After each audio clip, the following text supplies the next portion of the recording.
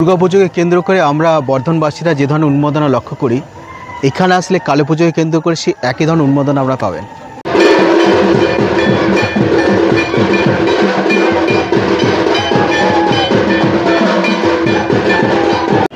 প্রায় দোতলা বাড়ির সমান হচ্ছে মায়ের মূর্তি, আর এই পুজোকে কেন্দ্র করে মানুষের যে উন্মাদনা সেটা চোখে পড়ার মতো।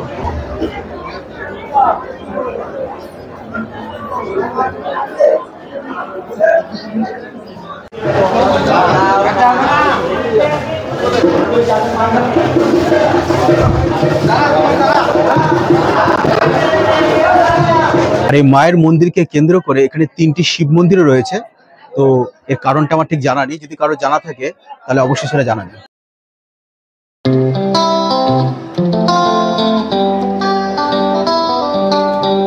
পশ্চিমবঙ্গে প্রায় সর্বত্রই মহা ধুমধামে এবং আড়ম্বরের সাথে কালী পুজো পালিত হয়, সেটা বারাসাতি হোক কিংবা মধ্যমগ্রামে হোক। আর তারই মধ্যে নৈহাটির বড়মার কালী পুজো, বড়বেলনের বড়মার কালী পুজোর সাথে একইভাবে মহিমান্বিত এবং একই রকমভাবে জাগ্রত হলো তকিপুরের কালীমা। আর এখানকার পুজোর যাবতীয় ইনফরমেশন আজকের এই ভিডিওর মাধ্যমে তুলে ধরবো। আর তার সাথে দেদার মজা, ফান, আড্ডা তো থাকবেই। তো আশা করছি একটা ইন্টারেস্টিং ভিডিও আপনাদের উপহার দেওয়া যাবে। তাহলে চলুন যাওয়া যাক, বাকি কথা সব যেতে যেতে।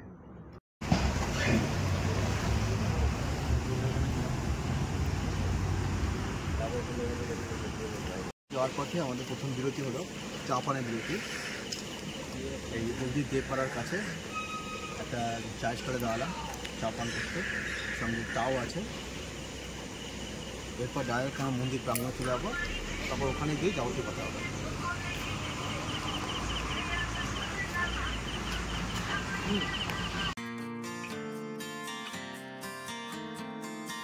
সত্যি বলতে কি, রাতের বেলা শুনশান এই গ্রামের পথ দিয়ে যাবার মধ্যে একটা গা ছমছমে ব্যাপার ছিল।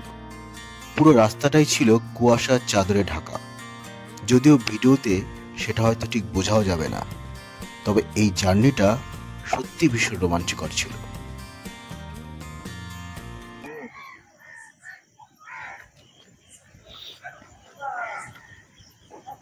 আর আপনারা যারা তকিপুর আসবেন, তকিপুর আসার পথে এই বনপাস স্টেশনটি পড়বে, আর এখান থেকেই টোটো করে সহজেই টোটো পেয়ে যাবেন, আর টোটো করে আপনারা মন্দির প্রাঙ্গণে পৌঁছে যেতে পারবেন।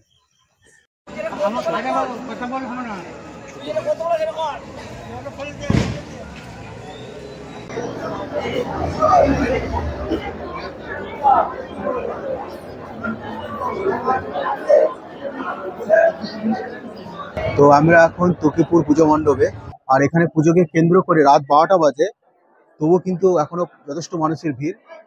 এবং শুধুমাত্র তকিপুর নয়, আশপাশের জায়গা থেকে অনেক মানুষ এই মন্দির দর্শনে এসছেন।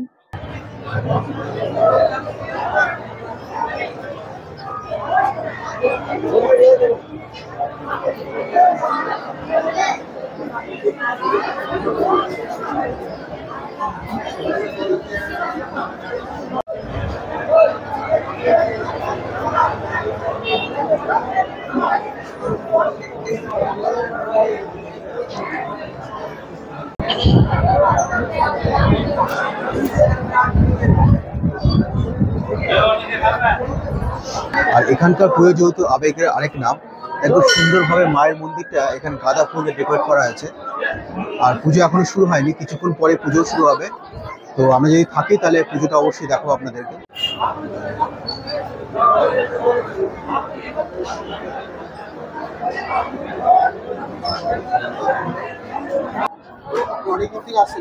হ্যাঁ, মোটামুটি 6 বছর।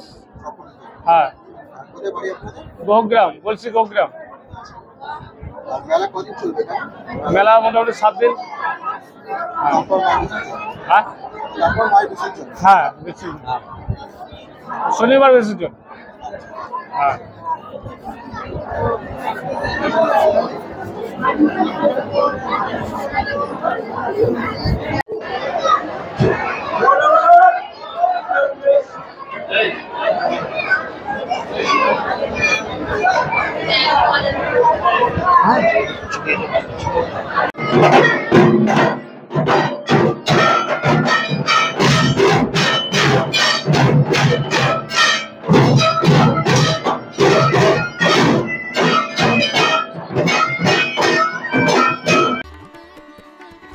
একসময় জঙ্গলে ঘেরা ছিল পূর্ব বর্ধমানের আউসগ্রাম ব্লকের ছোট্ট গ্রাম তকিপুর।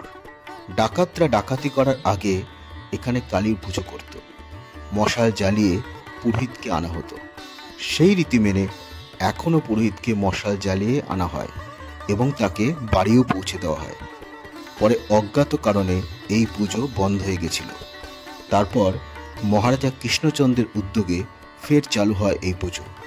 প্রায় 500 বছরের পুরনো এই তকিপুরের কালী পুজো।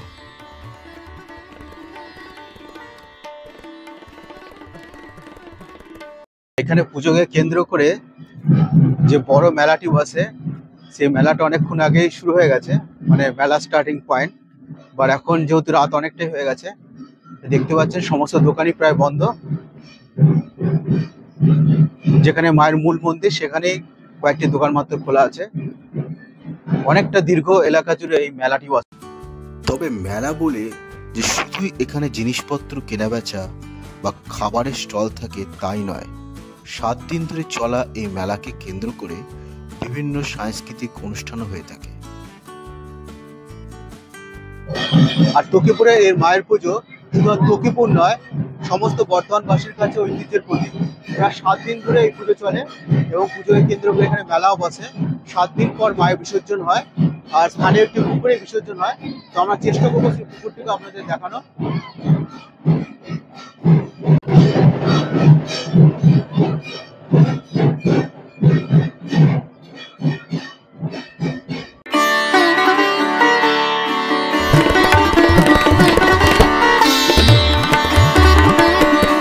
এখানে যেরকম পুজোকে কেন্দ্র করে বিরাট বড় মেলা বসে, ঠিক তেমনই একটা ছোট একটা পুকুরে এখানে বোটিং করার ব্যবস্থা আছে। যদি আপনারা দিনের বেলায় আসেন তাহলে এখানে বোটিং করতে পারবেন।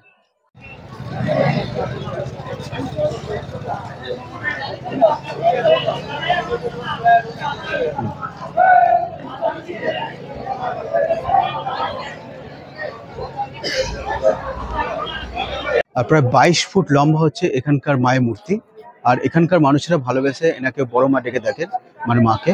আর পুজো যেরকম 7 দিন ধরে চলে, সেরকম ধরনের অন্নকূটের ব্যবস্থা থাকে। আর মায়ের পুজোকে কেন্দ্র করে একদিন বলির ব্যবস্থা থাকে এখানে।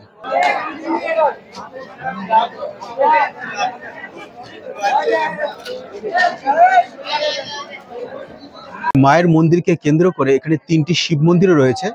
তো এর কারণটা আমার ঠিক জানা নেই, যদি কারো জানা থাকে তাহলে অবশ্যই সেটা জানাবেন।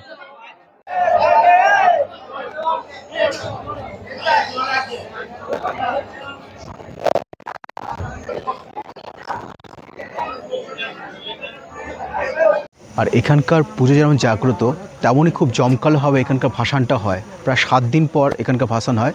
এবারে ভাসানটা শনিবার দিন হবে। তো এখানকার ভাসানকে কেন্দ্র করে আশপাশের মানুষদের মধ্যে উন্মাদনা দেখা যায়। প্রচুর আশপাশ থেকে মানুষ, যারা দূর দূরান্ত থাকে বা কাছে পিঠে থাকে, সব জায়গা থেকে মানুষ ছুটে আসে শুধুমাত্র এখানকার ভাসান দেখার জন্য। এমনকি পুলিশ প্রশাসন হিমশিম খেয়ে যায় শুধুমাত্র এখানকার ভাসানকে নিয়ন্ত্রণ করার জন্য। তো জানি না এবার এখানকার ভাসান দেখতে পাওয়া যাবে কি না। তো যদি দেখা হয় তাহলে অবশ্যই ভিডিওর সঙ্গে আমরা সেটাকে অ্যাড করে দেবো।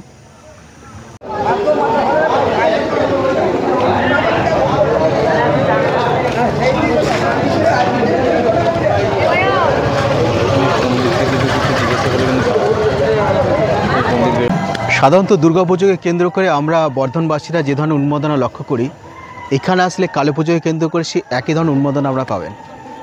এখন প্রায় রাত 1টা বাজে, কিন্তু এখনও মানুষের যথেষ্ট ভিড় এখানে রয়েছে, কারণ পুজো এখনও শুরু হয়নি। প্রায় ভোর রাতে, মানে নিশি রাতে প্রায় পুজোটা শুরু হবে। আর আপনারা যারা ভাবছেন যে এখানে আসবেন, মানে তকিপুরে আসবেন, তা তকিপুরে আসতে গেলে বর্ধমান থেকে বোলপুরগামী যে বনপা স্টেশন রয়েছে, সেই বনপা স্টেশনে নেমে আপনারা সহজেই টোটো করে এখানে পৌঁছতে পারবেন। আর যারা ভাবছেন ট্রেনে করে আসবেন, তারা রামপুরহাট প্যাসেঞ্জারে চেপে বনপা স্টেশনে নামবেন এবং সেখান থেকে টোটো করে সহজেই মন্দির প্রাঙ্গণে চলে আসতে পারবেন।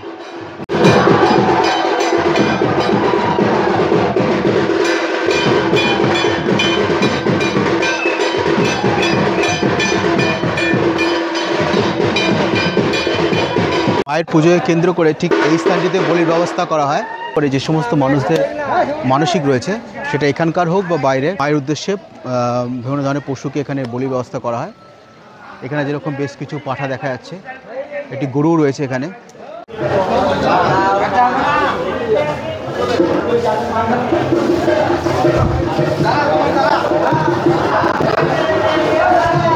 তো এই পুজোকে কেন্দ্র করে আপনার আশেপাশে যত মানুষজন আছে ধরুন, তারা এখানে আসছে, তাদের মাকে ভক্তি করে ধরুন মায়ের কাছে যেটা চাইছে সেটা তাদের মনোবাঞ্ছনা পূরণ হলে মাকে তার সাধ্য মতন দান করে থাকেন এবং তাদের আনুকূল্যে এবং গ্রামবাসীদের চেষ্টায় মন্দিরটি আরও দিনে দিনে সমৃদ্ধ হয়ে উঠছে।